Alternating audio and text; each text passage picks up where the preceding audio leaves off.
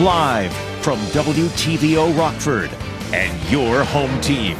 Eyewitness News at 5 starts now. A heartbroken family is celebrating milestones of a Belvidere man and his children that were killed this past December. They explain how keeping the memories present helps them cope.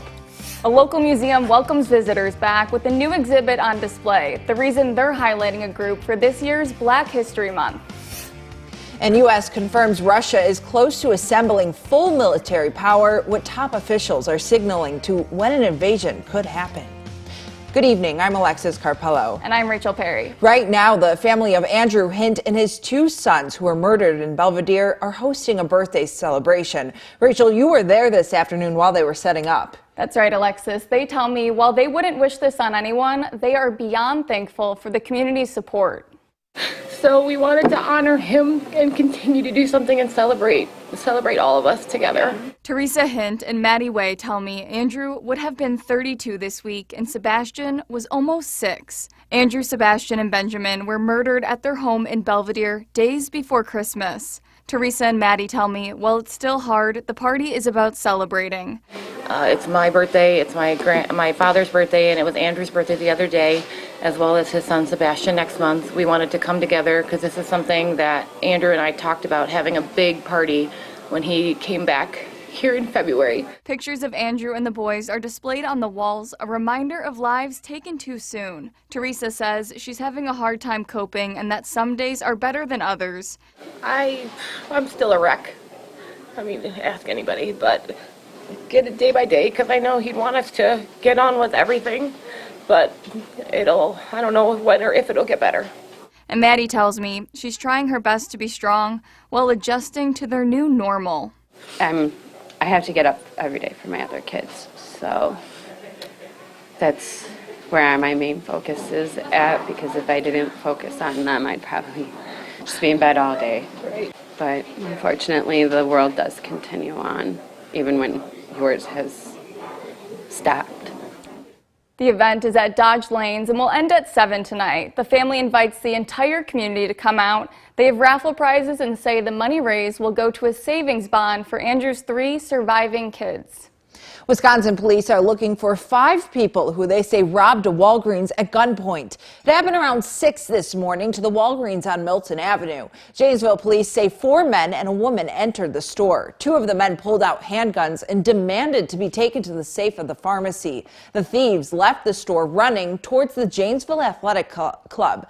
They stole money and pharmaceutical drugs. No one was hurt. This is a picture police sent us of the suspects. If you have any information, call police.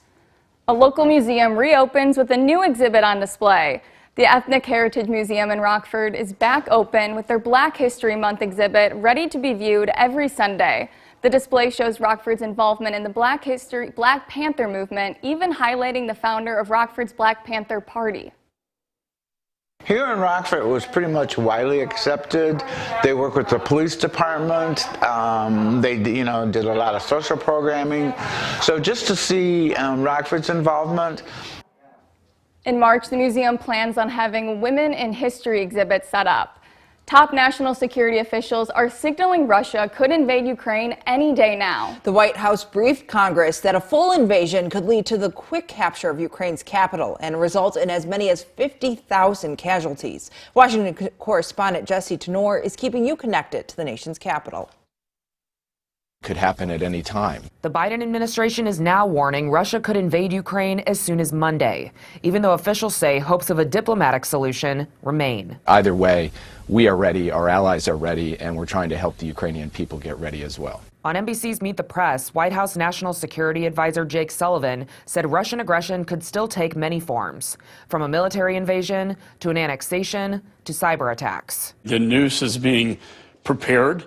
It's around Ukraine right now as we speak. On ABC's This Week, Texas Republican Congressman Michael McCall stressed the administration can't keep waiting for President Putin to act. The deterrence has not been there, and deterrence is key. McCall said lawmakers should be ready to introduce a bipartisan package this week that would supply more lethal aid to Ukraine and impose devastating sanctions on Russia. We not only would have an impact on the overall Russian economy, but we'd have a direct impact on President Putin. On CBS's Face the Nation, Treasury Deputy Secretary Wally Adeyemo said the U.S. and Europe are working together to cut off Russia from key technologies and trade, and made clear the consequences would extend to the controversial Russia to Germany gas pipeline. If Russia were to invade Ukraine, Nord Stream 2 would never go online. In Washington, I'm Jesse Tenor. President Biden is set to meet with German Chancellor Scholz on Monday at the White House. His government has yet to spell out which sanctions it would support against Russia. The Chicago Conservatory is encouraging more teens to roll up their sleeve and get the COVID vaccine. Gaynor Hall shares more on how an exhibit there is focusing on that. It's just such a hopeful and bright and lively place. Stepping inside the Garfield Park Conservatory is like a warm embrace on a frigid winter day. People are always looking for a way to escape the cold, and, instead of going to Mexico, they'll come to Garfield Park.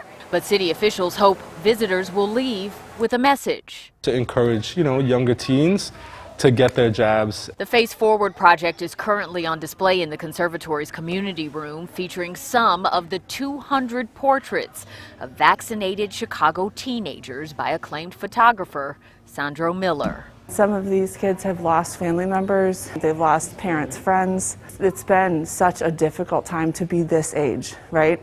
And seeing their pictures, they all look so hopeful. They look so confident. So it's just been a very inspirational experience for me, given me a lot of hope about how we get out of this. Christina Anderson works on the city's COVID response operations. She says they wanted to create something to encourage the vaccination conversation. Good job, Lexi. 3/4 of Chicagoans ages 12 to 17 have gotten at least one dose. But Anderson says the numbers are lagging significantly among Black youth, and racial disparities in the most severe outcomes from COVID have widened. There really is a gap there, and I think that speaks to differences in information, differences in historical experience. We thought it was important to highlight some of the kids who had made that decision within those communities and put their voices out there. Damian Nichols is manager of strategic partnerships at the conservatory. It's a place where you can see and interact with tons of different species that you wouldn't normally find out on the Chicago streets. Right now we have our blooming agave, Gwen. Winter is typically their busiest season, and the Face Forward project will be on display here through April. We entertain a lot of families, we entertain a lot of kids, we do a lot of programming, and so to be able to speak directly to that audience of kids who are coming to the conservatory is really important for us. In Garfield Park, Gaynor Hall, WGN News. Now, your first warned weather forecast from Chief Meteorologist Candace King. Well, things have been a little of an improvement from where we were yesterday when our high temperature sat at 20 degrees. Today, we made it all the way up to 38. We continued with that southerly wind, bringing those temperatures once again above average. And we have plenty of sunshine out there. Live look with the Mercy Isle Skytrack camera now out in Rochelle, looking off to the northwest. With those numbers climbing up above freezing, you've probably noticed a lot more of that snow melting away, getting a little bit more on the muddy side, and we're going to see a lot more of those snow melting days come here over the course of the next several days. We've got a lot of ups in our temperatures, but we've also got a lot of downs, so kind of a roller coaster ride in our numbers as we have a couple of storm systems that'll be passing mostly up to the north of us over the next 5 to 7 days. Temperature wise right now, our numbers comfortable, but there is a little bit of a chill out there because of that southerly wind. We're at 34 in Rockford, Freeport, 33 now in Rochelle and Dixon, 32 for you in Belvidere. Wind chill numbers have been in the 20s. Our winds will come down just a little here as we go through this evening. Sustained winds anywhere from about 5 up to 15 miles per hour. Have had a couple of gusts close to 20 miles per hour through this afternoon. Gets a little breezy again tomorrow, but the difference with tomorrow, we lose about 10 degrees in that temperature because of that cold front just off to the northwest of us. This tied into an area of low pressure, bringing snow up across the UP of Michigan. You notice a little bit more cloud cover out there, not turning our skies mostly cloudy, but I think our clouds will increase as that front begins to move closer to us. Notice though, there's not a lot of moisture with us. We're really dry and kind of parched in the atmosphere as far as moisture is concerned. But as that front comes through, you might get a flurry or two, and there's a small window of some very light freezing drizzle, I think from about 8 to maybe 11 o'clock tonight. So I don't think it'll be anything that'll cause a major impact for tomorrow morning, just because we are pretty dry. But what it is going to do is drop that temperature down. Notice where those winds are shifting around. You've got the 20s, and then even further back are the teens. So we are going to get an influx of that colder air here tonight, and that'll bring our temperatures down in the teens when you wake up tomorrow. So it is going to be a colder start tomorrow morning. Now, Futurecast a little overdone on some of the cloud cover. I do think our skies are going to turn mostly cloudy, but we're going to have some pockets of clearing within that. Notice as we get through about the next couple of hours, you see a little bit of blue popping up on there. Those are a couple of flurries as that front comes through. But as it does and our wind shifts around, take note of what happens with those temperatures. They drop back into the teens later tonight, and for the start of tomorrow, wind chills will be down into the single digits. Tomorrow, we'll see a decrease in the cloud cover, so we'll have a little more sunshine by the afternoon, but with that northwesterly breeze, our temperatures tomorrow will stay in the low 20s, so it's going to feel a lot cooler tomorrow. Tomorrow night, we bring back some cloud cover. Winds will begin to shift around to the southeast. I think our temperatures will fall into the teens tomorrow night, and then they'll actually climb once we get into Tuesday. Tuesday night, there's another warm front that comes in. We may end up with a fair amount of cloud cover on Tuesday. Just depends on how much moisture we get trapped underneath an inversion. An inversion is where you have warmer air up above, but not necessarily warming as quickly down at the surface. So if we have a lot of moisture underneath that, we might end up with a little bit of cloud cover, but I think our temperatures should still be able to manage at least the mid-30s for, again, Tuesday afternoon, and will stay pretty mild once we get into Tuesday night. So 13 degrees, that's where we head for the overnight. Winds shifting around to the west and northwest. Our wind will eventually shift around to the west tomorrow. 23 for the afternoon. Not as warm, gradual clearing as we go throughout the day. Now, I mentioned those ups and downs this week. That's all tied into these clipper systems that quickly move to the north of us. So ahead of that, you get a warm southerly wind, but once that system passes on the backside, that wind shifts around to the northwest, and that's why you have kind of that up and down cycle, and we see that pretty well here on the 7-day forecast. So 23 tomorrow, 36 on Tuesday, 37 on Wednesday. I still think we manage the low 30s here once we get into Thursday. Notice our overnight low temperatures, guys. Those numbers will be dropping back below freezing, so any melting that we have during the week, you could see some refreezing at night, so just be careful in the morning of a couple of slick spots. We get a brief dip in those temperatures for the weekend, kind of keeping an eye on that Wednesday, Thursday, Friday system that could come through. Now sports with David Greenberg. Well, we begin in the NBA. Both the Bulls and 76ers are top 5 in the Eastern Conference. So today's matchup meant a lot. They met at the United Center this afternoon. They had trouble with this guy, Joel Embiid, legit MVP contender, showing why. He had 40 and 10 today. But the Bulls have got a pretty good big man, too, Nikola Vucevic. He connects from downtown. Vuce had 23 today. The Bulls pulled close thanks to another MVP candidate, DeMar DeRozan. He was cooking today. He had 45 points, 9 rebounds, and 7 assists.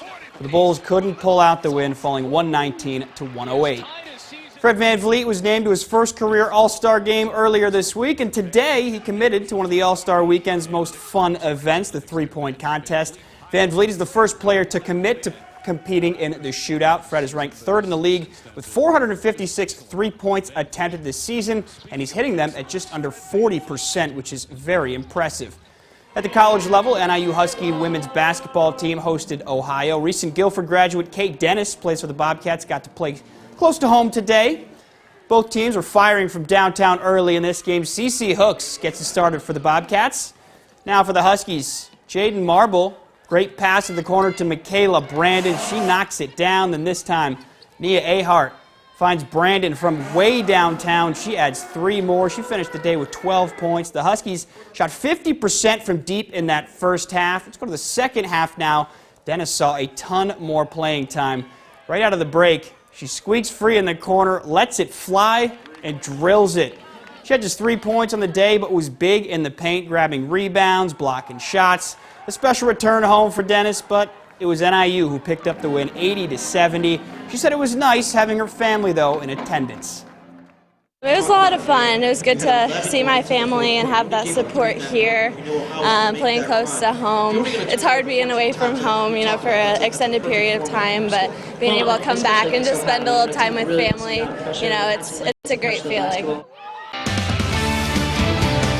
Candace is back with one last look at our forecast. But before we do that, I don't know if most people know, but this is Alexis's last Sunday. Oh, that's so cute. We got her a little bit of a going away present, a little going away cake that we will all enjoy. It says, "We will miss you, but you're on to bigger and better things." And I know I said I was going to make her cry, but yeah, she's holding out. She's holding out good. Well, I think, you know, what everybody's trying to say is you've been a staple here for the last couple of years, you know, reporting, anchoring on the weekends, and you've done such a good job, have built a lot of great relationships. And oh gosh, don't cry. Yeah. We are going to miss you.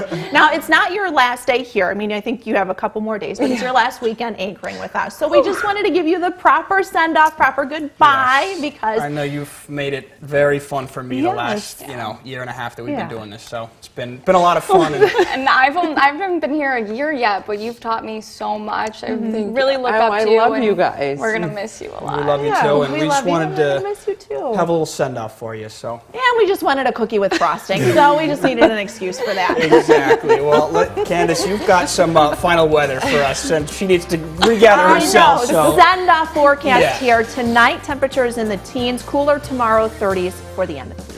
Well, thanks for making us your home team. We'll see you at 10.